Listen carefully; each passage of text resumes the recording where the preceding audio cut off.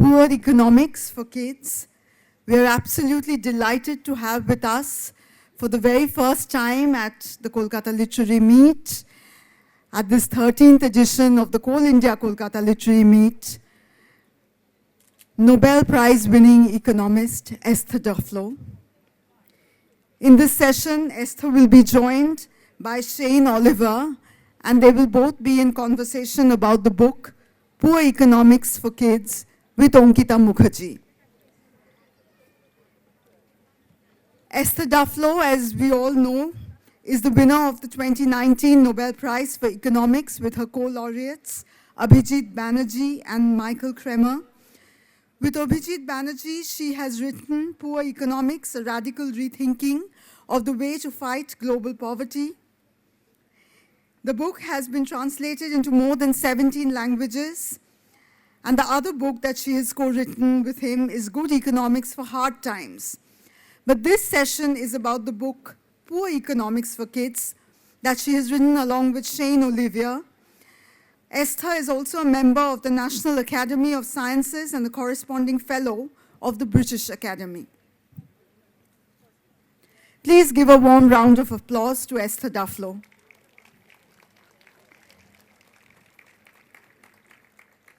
Cheyenne Olivier is a French illustrator. She illustrated the series of picture books on poverty, Poor Economics for Kids, with Nobel Prize-winning economist Esther Duflo. And she has also illustrated 2 cookbooks by Nobel Prize winner Abhijit Banerjee, Cooking to Save Your Life and the recent Chonk. She is pursuing a PhD in children's literature at the University of Tours. The moderator for this session, Ankita Mukherji, is an independent media consultant, a very familiar face as she has worked 2 decades as a broadcast journalist and been the anchor of several shows on NTTV. May I request all our panelists, so they're already on stage, and I hand over now to you, Ankita. Shahana, thank you so much. Am I audible? Can I just say that it's an absolute honor and privilege to be doing this session. I've just been completely entranced by this book as I was reading it, not just because I was asked to do this session, but I came across it some months ago when it was first available in India, and I bought it immediately for my nephew at the time, who's in class 8 in school. And then by the time I saw him, I realized I was already too late because I think you went to his school and all of them had already been asked to read it, and they'd had a wonderfully engaging session with the 2 authors. And it's just been there for a while, and the 2 of you have been doing an absolutely wonderful job taking it to the schools, talking to children about it, and it would be wonderful also to hear about some of those experiences. But for those of you who are sort of approaching this book for the first time, I think the back blurb really says it all. A Nobel Prize winner explains her work. Now, Poor Economics came out now a little over a decade ago, and with some of the most novel and interesting research of the time on development economics, and of course, the economics of the poor and how the poor live and the challenges they face and confront every single day, and also novel ways of thinking about how poverty affects people, not just a sort of top-down approach, but to take that kind of work and then turn it into a completely beautiful, engaging book that teaches empathy above all else and leaves you with a sense of hope and wonder without simplifying or oversimplifying concepts in any way. That's what this book achieves, and I think it's an absolutely wonderful read, not just for children, but for all of us who would want to know a little more about some of the most pressing concerns of our time, whether it's education, health, migration, climate change. There are 10 stories in this book, each of which deals with one of these themes, and you're introduced to about 50-odd characters or so, and each of them have this wonderful narrative arc. But I'm getting ahead of myself. Esther, Cheyenne, it's just wonderful to be here, and I hope you'll tell us a lot more about your creative process. But Esther, if I can begin with you, how do you approach something like as complex as poverty, of course, as a whole, but all these various themes that you do take up in your book, and make them accessible to children without making it overwhelming or sort of, full of anxiety. Thank you. Thank you very much for this kind word. Thank you for being here on this beautiful day in a beautiful venue. It's a big pleasure to be in Kolkata, where my in-laws family is, and where my first step into doing work in the fields also were many years ago now with Professor Chattopadhyay from IIM Calcutta. So I think the way that I think about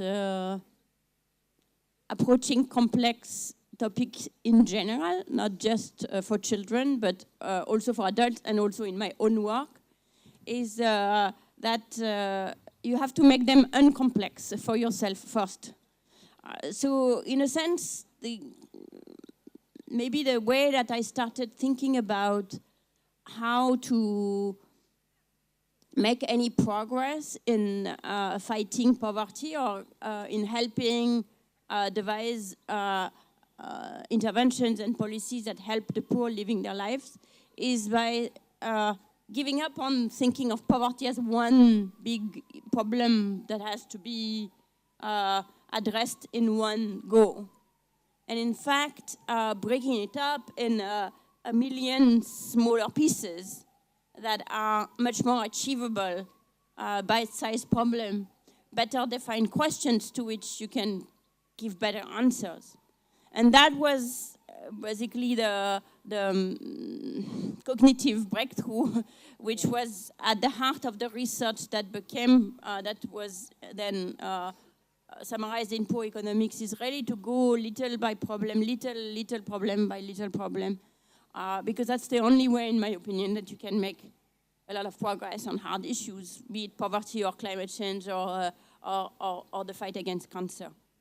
And then once you start, given that this is the way I work anyways, of breaking all big questions to smaller questions so that I can understand them to start with, then it's not even that complex anymore at all. It becomes quite relatable, and then it basically, even in my work, turns itself into stories, into narrative of when you start thinking about one particular issue, for example, why kids are going to school but they are not learning very much. It kind of gets incarnated into the stories of the people I met along the line. So from then, it's kind of a relatively easy step to think it can be incarnated in stories that might actually be interesting to people, and in particular to kids. The difficulty, and something maybe Cheyenne can talk more about, is to try not to say too much, because I have about a zillions of those stories and experience and concept in my head, but they cannot all fit in 31 pages, not even in 10 times 31 pages, and so making choices is where our work together and the work with the publisher become so critical. You distill characters and you distill many individual stories perhaps into one composite character. We were introduced straight away to Nilu, who finds her her studies in school a bit alienating, a bit hard, and then how circumstances conspire to start making things easier. But Cheyenne, I'd love to have you come in at this point and tell us a little about this collaborative process, because when you read the book, you're very aware it's not like the stories came first and the illustrations came afterwards. It feels like it all comes together seamlessly and beautifully as one act of creation. So how did that process work for the two of you? So I guess we lived together at the time we were making the first prototypes for the series. When we made the first album, Nilu, we could just say, let's go to the kitchen and discuss the storyboard. And the way it worked was that Esther had in mind for many years the three first stories about Nilu, Afia, Nezo, and Naji. And she gives me, it's about half a page or 1 page of a story that she wrote out of many different papers that either she wrote or other people she worked with wrote.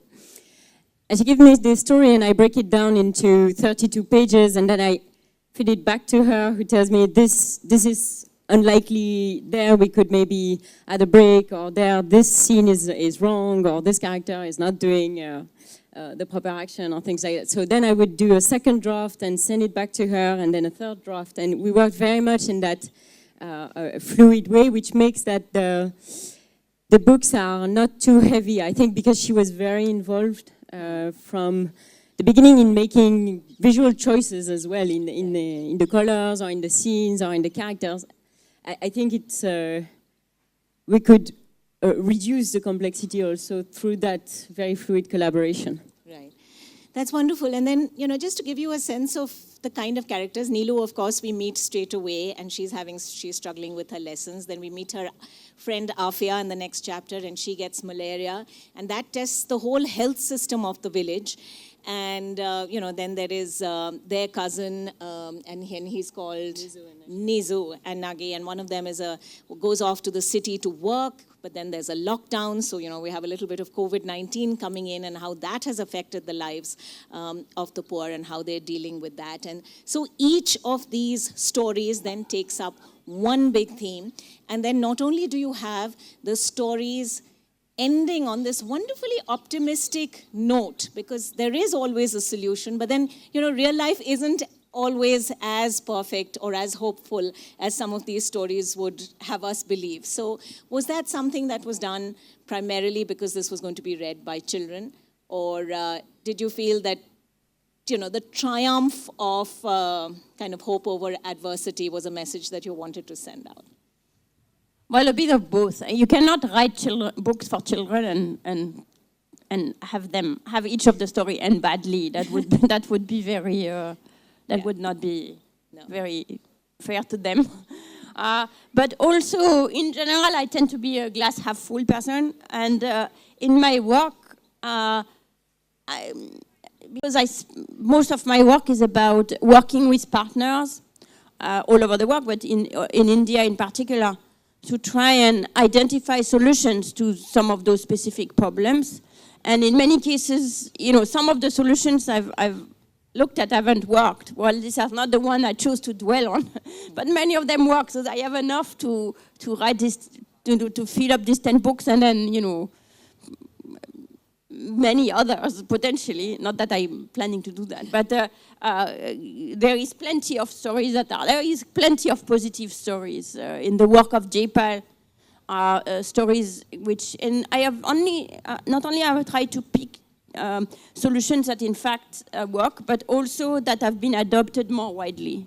Right. So, for example, in the case of the first story, which is Neelu going to school, this was the first story I had in mind. I had it in my system many years before we actually wrote it, because it was based on my work with Pratham, which was my first really randomized evaluation work, was with this wonderful education movement, Pratham, that tries to address precisely this issue of the fact that schools is not taught at the right level, that it's too hard for the kids, and neither teacher nor children find it satisfying.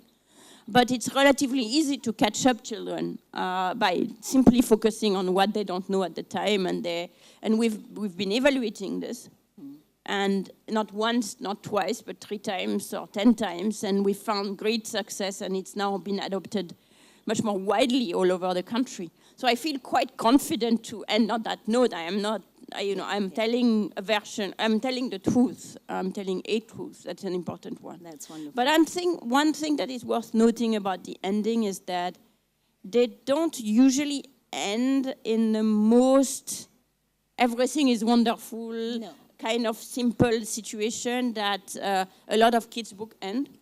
We're always trying to leave a little bit of opening. Right, and I think that if I can just give an example of that. For example, in the 4th story, which features the character of Ula and is about election and the place of women in election. In the first draft of the story, it ended on the mother of Neelu winning the election, and the last scene was her winning and celebrating her win. And after reading it, we felt that we didn't want to end on that. We would rather end on how the villagers decide together what would they need, who could be the best candidate that would fit their needs. And so we decided to just remove this scene of just a joyful celebration, which could have been a perfectly good ending, but to replace it by something which was more on point, more certain, and that focuses on how we can get to the solution rather than the solution. I think it's wonderful that you bring up this story, because I think this was one of my favorites in the whole book. And it's about how this group of children try and find out whether their village head, who's a woman, is actually doing a good job or not. And the assumption that they begin with is that, she's a woman, how can she be doing a good job? And then through the course of this short story that we read, we realize that she's actually been doing the job quietly, efficiently, understanding the problems of the women of the village in particular, but really everybody. And she's been working away at solutions in this very, below the surface sort of way. And then at the end of it, people are actually very, very happy with the work that's going on. And the only reason she is the village head is because she was the wife of the former village head. And she was elected because there were seats that were reserved for women. And so it's about women's reservation as much as anything else. And of course, there's this other character who then goes on to become the village head as well.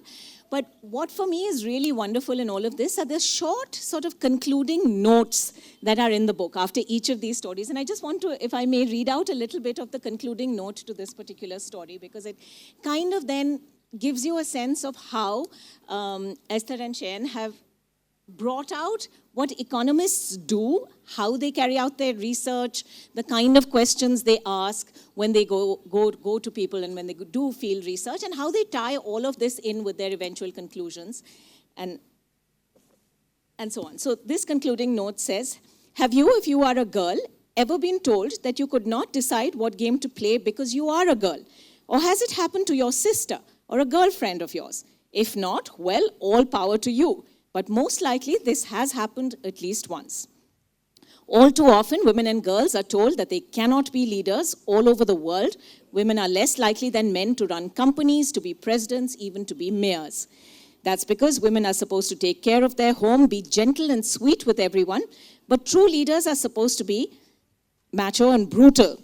So a good woman cannot be a good leader. Crazy logic, don't you think? And yet, too many people still think along those lines. Many years ago, India decided to take steps to change that. The rules to elect local village leaders were changed. Now at each election, 1/3 of villages can only choose a woman as a leader. At first, people were very upset. They wanted to continue electing men since they were so used to them. They had never seen a woman in action and thought they would be really bad. But they were forced to give their chance to the women. And so women did start competing. Sometimes, like Noor, Ula's mother, they were the wife of the previous village chief, and some were totally new. Unfortunately, people in the villages were not always nice to them. Like Bibir, they assumed they were not able to take care of a village. And then you talk about how you and Raghav Chattopadhyay actually went to visit people and asked them to draw maps, and that's how you stumbled upon this. So would you like to tell us a little about how that worked out? Yes, thank you for reading this. So I was mentioning that my education to field work was here in West Bengal and with Raghav Chattopadhyay. In fact, on this project, I had heard a talk where someone said that the village forestry committee function much better when they are headed by women. And I thought this was pretty interesting, but I also thought, the places that decide to elect women as part of village forestry committee must be very different. If they are so, forward-looking that they actually think of electing the woman. So I was kind of looking for a way to prove or disprove this point that women act differently as leader. And that's when I came upon this reform of the panchayat system that basically set aside those reservations on a random basis for women. And I went and sought out Raghav, who had a lot of experience in the field, and we went and started collecting this data. And then this became a very long-lasting project, because the first thing we did was to, through these maps, demonstrate that women did different things than men. Not better or worse, but just better for women. So in a sense, so if you're a man, you would think, well, you know, she's investing less in the school building, which is crumbling. But if you're a woman, you would say, oh, she's investing much more in the water infrastructure, which we need. So that's covered in the book. But then what we also found when we went back several years later is that having a woman as the head also changes attitude in more fundamental way. For example, girls up their ambition. And the parents of girls up their ambition, probably because they now see there is a role model. They say, oh yes, she can be a leader. So instead of saying, you know, my ambition is for her to be a housewife, they started saying, you know, she will be a lawyer, she will be a doctor, she'll be... And as a result, they actually were less likely to drop out of middle school or high school and continued for a longer time. And then, over time, even those electoral prejudices went down. So what we did is we had actors record speeches by men and women, and we, same speech, given by a panchayat leader. Mm-hmm. And then we asked them to tell us what they think of this person and whether they would vote for them and so on. And in places that had never been exposed to a woman, for the same speech, the people we asked gave a much lower ranking for women. But in places that had an exposure to a woman, they equalized.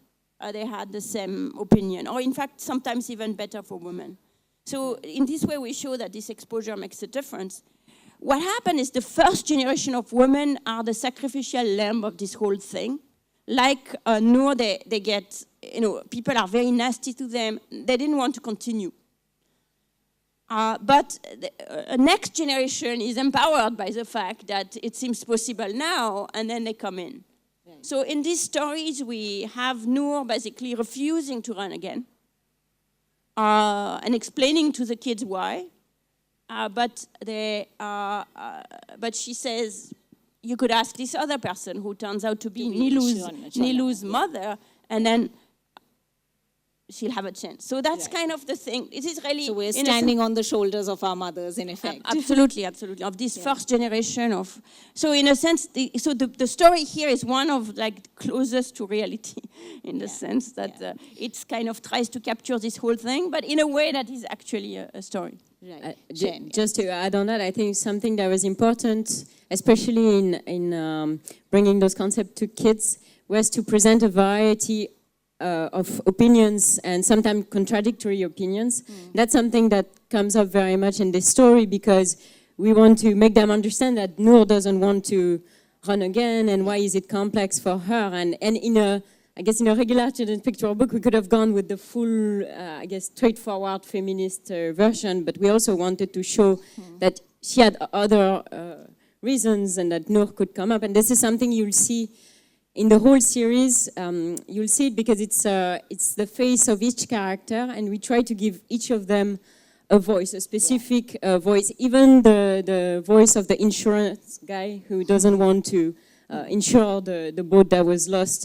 Even he has reasons for not doing it. So, and I think that's one way also to bring the kids to think about it rather than have one pre-made solution. Yeah. And since you read a little bit, we were kind enough to read a bit for the essays. So the books were first published in France, and there our publisher asked us to write a text for the parents. So the idea is that this would be mediated by parents in France, and maybe read to a kid by a parent, and then the parents needed help, scaffolding, to be able to talk about the stories to their kids, otherwise they would be scared. So we did that. And I think that's wonderful, because there are all these questions being posed. So you're actually going way beyond the text and getting people to think about all these issues. But those texts that are here are not the ones I wrote for the French edition, because the way that our Indian publisher Chiki Sarkar thought this should be positioned is that the book should be for kids. And she thought the book would be interesting for kids much older than what we initially thought. We thought that it was a picture book for little kids read by parents, and she thought, no, actually 12, 13, 14-year-olds from affluent families will like this book, but you need to write something for them. So the essay is written with a teenager in mind. I have a preteen at home, so that's kind of my... Did you run it past them the preteen, when the time this was written, was a small child, so she was involved she's the editorial consultant at every step. and she's great at it. She would come to my room and I would show her the very first draft or the very first storyboard, and she would come to my room and say, Cheyenne, can we just meet at some point so that I can tell you what's wrong? Oh, wow. She's this is Noemi we're talking about, right? Okay, that's fantastic. To have your sort of first level of critics right there, right at home, sort of actually helping with the collaborative process. By now, you might infer that a lot of these books was a COVID project. Yeah, okay. So we were kind of all cooped together and had a lot of time to discuss various and then this absolutely beautiful volume came out. I don't know whether any of you see this. I hope some of you have copies of the book with you. But I just wanted to sort of show you the vibrancy, the colors, the very sort of stylized illustrations that Cheyenne has done for this book. And to me, that was very interesting because, from their names to the kind of clothes they wear, to the problems they're dealing with, these characters could be situated in an Indian village in Bengal or somewhere in North India. They could equally be somewhere in Southeast Asia, in a Vietnam or a Cambodia. They could be in Africa. And so it's wonderful how it's very detailed, but at the same time, very universal. So how did that come about? And, was there a deliberate attempt to break stereotypes of how you imagine the poor, of, where did that whole thought process come from? So that was very deliberate. It was one of the first questions I asked Esther when she sent me the first stories. I asked, where are the stories located? Because as an illustrator, I rely very much on pictures, on references about how people dress, what they eat, the houses they live in, the kind of places they live in. So I needed references. So I asked her, is it happening in India, for example?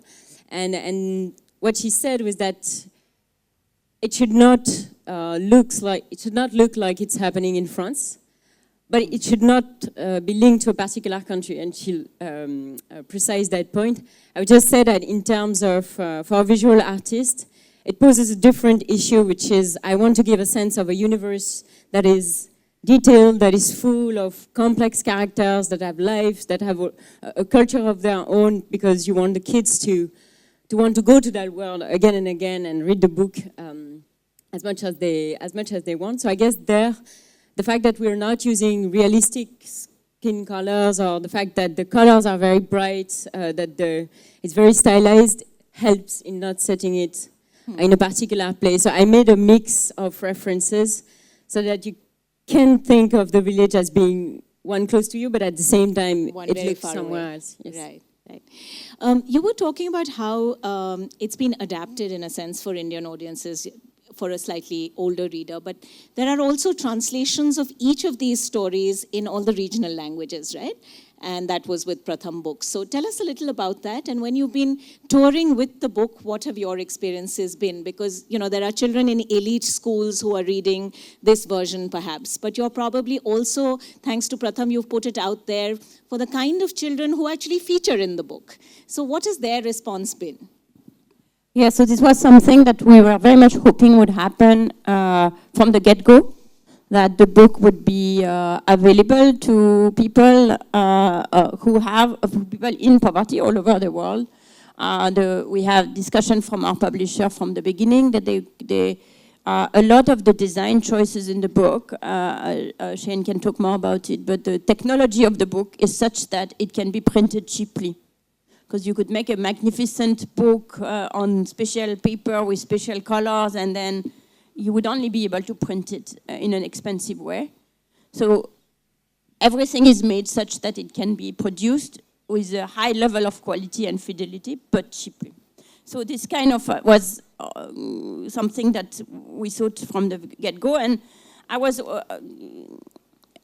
when we got the Nobel Prize, we were asked to give a gift to to the Nobel Prize Museum, and my gift was Pratham Books. So I was always committed to Pratham Books very deeply through our work with Pratham, and the work of Pratham Books is separate from Pratham technically, but they work in sync in the sense that there is very much this concept of graduating material, and so making sure that at every level for the emergent reader, the slightly more fluid reader, etc., there is material available in the school for very little money. It's less than 100 rupees a volume, and distributed widely in school library. So I was kind of always hoping from the start when we wrote it in French that it would be picked up by Pratham Book at some point. And they did, and translated it in now six languages. And they made a different editorial choice than Chiki in the sense that for them, it was not something different from what they do, it's part of what they do, which was, of course, wonderful. So it is level 3 in the graduated level of reading, so confident, but not the best, not the highest level of reading. Yeah. And it's just a story. So there is no essay in it. It's just a story. So it is not... So I think for those of you who don't immediately know Pratham's work, it's important to explain that Pratham works at sort of primary and middle level, I think, school classrooms, and they work with various state governments across the country. And they do this incredible job of sort of bringing in novel forms of teaching to schools where people would face a lot of challenges, like Nilu does in the book, to learning the old-fashioned way that perhaps, would work better for more elite children in elite schools. If I'm sure you'll explain this a lot better than I do. And one of the things they need is or they produce is material that are engaging and for each level of reading, for example. And so I'm very proud that this is part of the reading material. Just to bounce on that, from the very beginning also, Esther and I wanted that the books were not just a book about poverty, and that the kids would not just feel like reading the book because they wanted to know something about poverty, but that the stories were interesting, fun enough, that the characters would be complex and attractive enough that they would also go for it as a story. So I guess that had an impact on, for example, the complexity of the stories. Sometimes me and the editor, we told to Esther, this is a very interesting topic that we could add, but for the sake of the story and for the sake of the story as a pleasant, as a fluid story, we should remove it, and it should be either in another book or mentioned somewhere else. And that's also where the visuals are meant to be playful, are meant to be attractive, are meant to be beautiful as well, because the young kids in particular, they not only read, but they reread the books, because in the first place, they are drawn to the characters, and then they are drawn to the problems that the characters face. Yeah, but when you've been touring schools and so on, what sort of feedback do you actually get from the kids who are reading the books? Are there particular characters they keep coming back to? Was there sort of something that they really took away from the book that was for you very interesting? I think something we didn't really envision at the beginning is that it would reach such a range of ages. I did workshop in France with kids in middle school, actually sometimes with migrant kids in French school. So in that case, we used a book on migration, and that was the opportunity for them to talk a bit about their experience as well. And there they pick up the things about poverty. Usually they talk about it with their teachers. They have plenty of questions. A lot of the time, the best questions we have on the books, because the children are very good visual readers. They will pick all the different details in the illustration that the adults will never pick. Yeah. And I also had much younger actually children. Looking at the pictures far more closely. Far more closely than even a publisher. They'll miss. We as adults forget how to. So I have to ask you, Cheyenne, do you sort of put in kind of secret coded messages in any of the illustrations? Are there little tricks there that we would normally miss, but if we looked very closely, we would find them? Yes, plenty. But most adults will just. I think most adults will be impressed by the name, they will be impressed by the topic, they will want to teach something to their kids or make them aware of the world, but the kids will look at that frog which is there on page 2 and then there on page 14, and they will actually look. So I think that was something I was very mindful of. Yeah. So Cheyenne, it's very interesting because you've collaborated now with not one but 2 Nobel laureates. You've done the cookbooks with Abhijit Banerjee and now Poor Economics for Kids. So what has this overall collaboration been like? Because you're at times a character in the book, and then of course you're the illustrator of the book and a co-author also. So what has that process been like?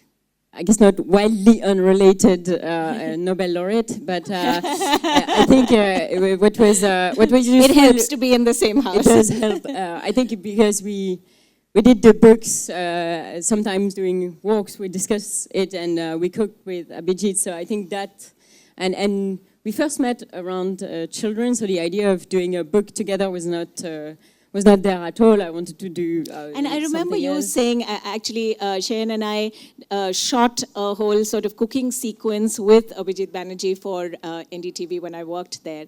And at the time, she had talked about how the collaboration was basically born out of the fact that you used to do illustrations for Milan and Noemi, the kids. And that's how they realized that you were sort of this wonderful artist also. Is that right? They knew I was an artist. They Anyway, picked me up in my last year of art schools, and we did the first trip we did was in India, and I did several art workshops with the kids, and we just got along very well. And then over time, I guess I knew nothing about economics. I dropped math long ago, and I guess over time I got to go sometimes on the field with Esther and Noemi, actually. And I got to know about their research, their collaborators, and they got to know about my visuals, my universe, and that's how we gradually And did the stories ever get affected by the art in the same way that the art sort of very closely follows the stories? Absolutely, the art and the artist, in the sense that it's really not, as you mentioned, I think, it's really not a creative process where I provide a full story and then Cheyenne gives me the illustration and we send it to the publisher and we're done. That's kind of not the way we worked, either with each other or with the publisher. As Cheyenne said, I started by providing a synopsis of the story in a couple of paragraphs or a page. Some of the stories I knew for a long time, they existed, they were with me for a long time, because that project has been hovering in some meta form for years and years and years, and in a more specific form since we did Poor Economics. I knew I wanted to do a version for children, but I just was looking for the right illustrator. Perfect. And but so some of the stories I already had, some I made up as we went along. But from then, to go from this 2 paragraph to a full story, there is a very long and structured process, which was something we did together. So where Cheyenne started by storyboarding for the 32 pages, because each book has 32 pages. And then I go back and discuss both the nature of the storyboard, whether that looks funny once it's cut this way, there are too many things happening or too few things happening.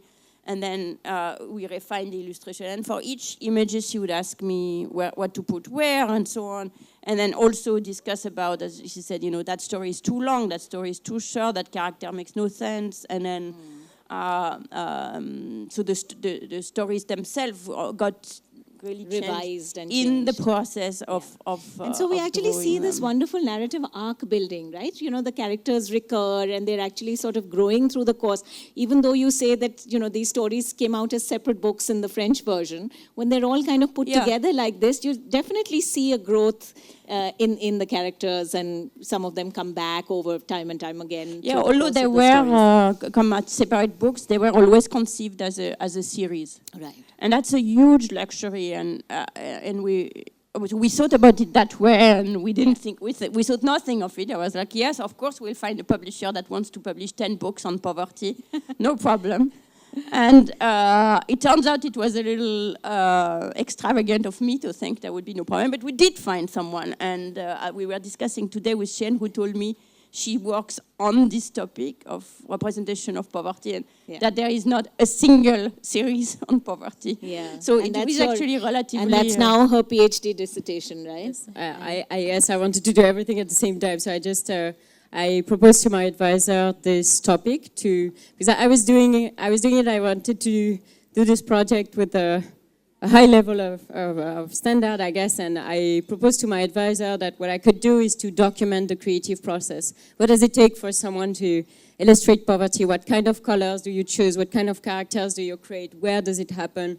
How do you think about the book binding? How do you think about workshop with children about poverty? All of those things I'm feeding into the thesis, and the other part of the thesis is where I try to understand if I had to put a library with all the books about poverty that are available to French kids, where would we place? What are we doing the same and what are we doing different? And some things we're doing the same. What is striking is that most picture books in France are about poverty in France, homelessness, poverty that the kids often can see very often in urban settings. So one way in which we are also, I guess, different is that it's all happening in a village, even though the relation with the city is always dynamic. There. It's always sort of very much present in the stories. I think for me, the best part of this was, how do you take complex concepts and really break them down and simplify them and make them so accessible? And at the end of it, it's so much about empathy as well. And if that message has got across, it's just absolutely wonderful. But I don't want to talk anymore. I'd love to get some questions from the audience. I can see a hand there. If we can get a mic across to the gentleman in white here. Yeah.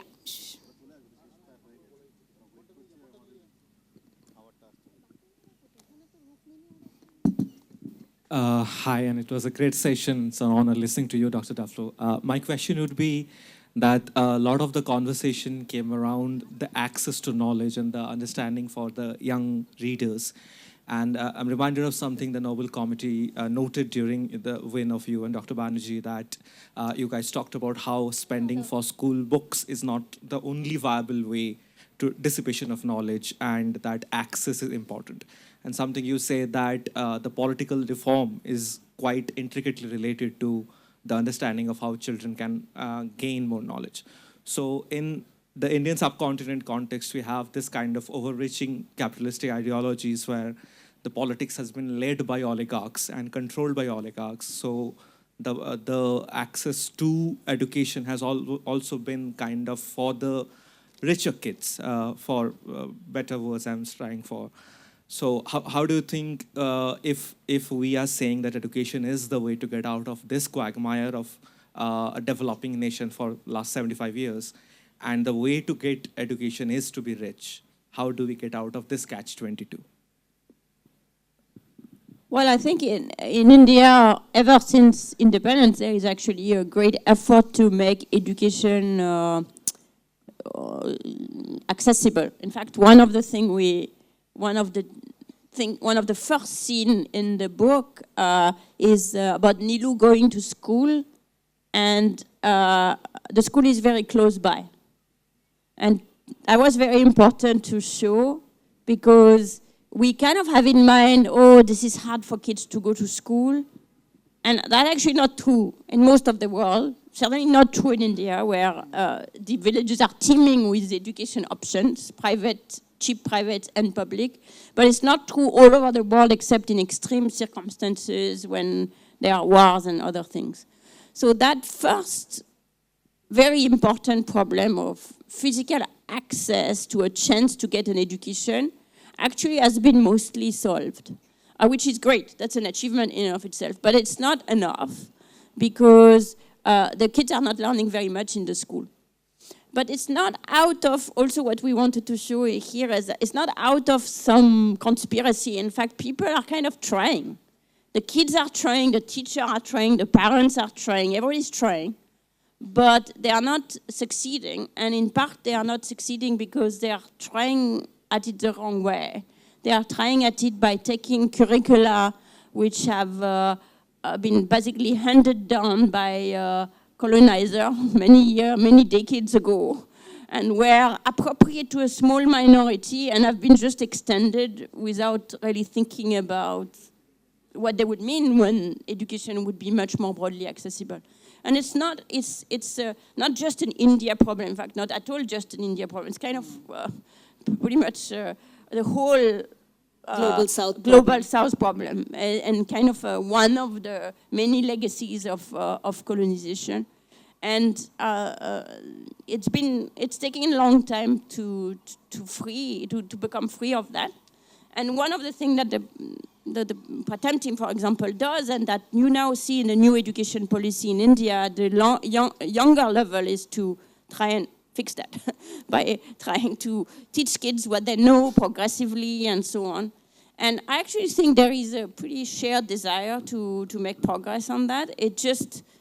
It's kind of hard to admit the fact that you need to go more slowly, and that's kind of what we hope slowly going to manage. Right.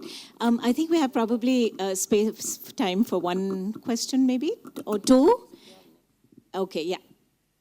The young lady in stripes. Maybe we can take two questions and then answer them together. Yeah. Yes, ma'am. So, in this book, there's actually a story called Thumpa and the Shade of the Trees. So basically the kids, they go and they try to save the trees of their village by hugging them, and they're soon joined by the people of the village, and we see they are ultimately successful.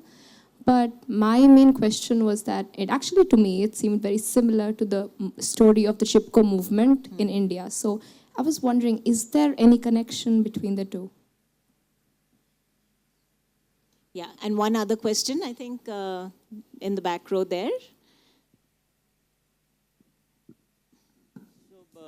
It's been wonderful to know that we've actually carried the book across to schools.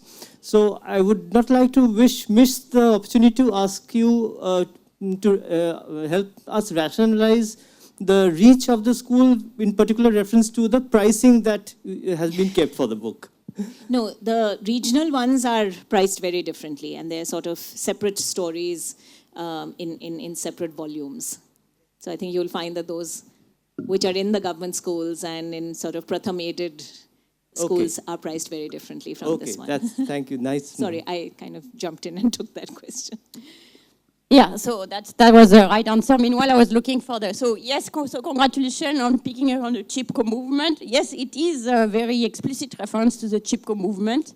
I was looking at whether it's in the essay to see whether you had a note, but it's not in this essay. It's in the French book essay explicitly that it's exactly what it's referring to. And I thought this was a beautiful thing to carry, because so in a lot of kids' book, what you would have is the kids kind of having this idea and then doing it.